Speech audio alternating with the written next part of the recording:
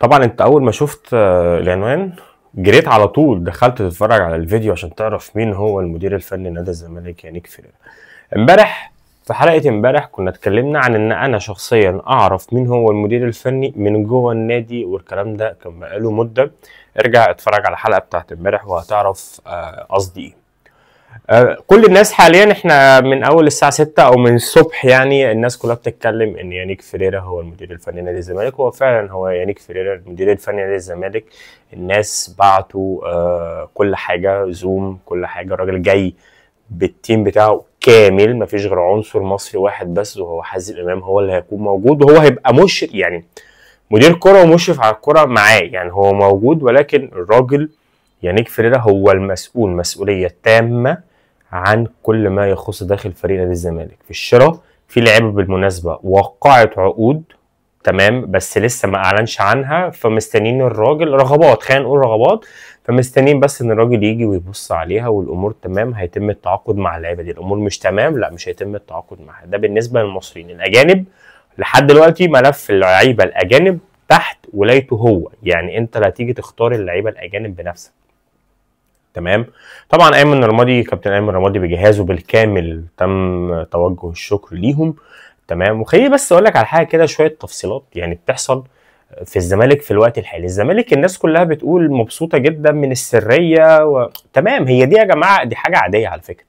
يعني انا في اي نادي، ان انت لازم طبيعي جدا ان انت يبقى فيه سريه يا اسطى. مش طبيعي ان انا ابقى كل حاجه كل حاجه معروفه، كل حاجه الاعلام عارفها، كل حاجه بتطلع. تمام. فطبيعي جدا ده حاجه عاديه يا جماعه، اللي الراجل بيعمله ده العادي جدا، بس عشان في الزمالك هو مش عادي فانت شايفه ايه ده ايه ده ايه ده ايه ده. احنا في سريه تامه. الزمالك مش عارفين نطلع منه بمعلومه. الزمالك مش، ما هو ده طبيعي يا عم. ما هو ده طبيعي يابا. ما تروح يابا تاخد معلومات من الانديه التانيه يابا. روح انت كده النادي التاني وخد منه معلومات اللي انت عايزها وعيش. انت فاهمني ليه جاي والزمالك ولا ده انا يا باشا؟ ما عادي جدا ان انا ابقى اجي يبقى في مقفول عليا، اعرف اللعيب اللي مشي، اللعيب اللي قاعد، اللي مكمل معايا، وهكذا. يعني انت فاهمني الموضوع مش سر طريقه الاخفاء. لكن في الزمالك احنا ايه ده؟ الزمالك بقاله اسبوعين في السريه التامه. ما طبيعي، طبيعي ان انا ابقى بقالي اسبوعين في سريه بقى، طبيعي. ده العادي، ده العادي من اول الكره اللي عرفناها في اي نادي يعني. الزمالك مفروض الفترة الجاية يكون في صفقات، دخل فلوس في النادي كتير قوي.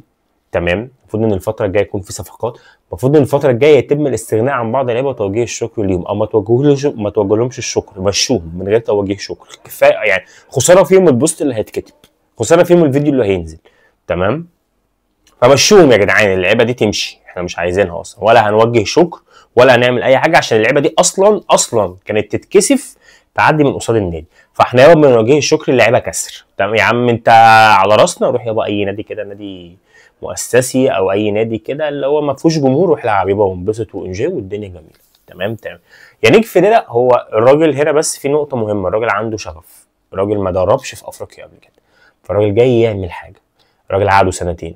اتمنى من الله خلال السنتين دول يتوفر له كل شيء، كل شيء يتوفر عشان الراجل ده يقدر ينجح. عشان الراجل ده الاداره طالبه ان هو يلعب كاس عالم 2029.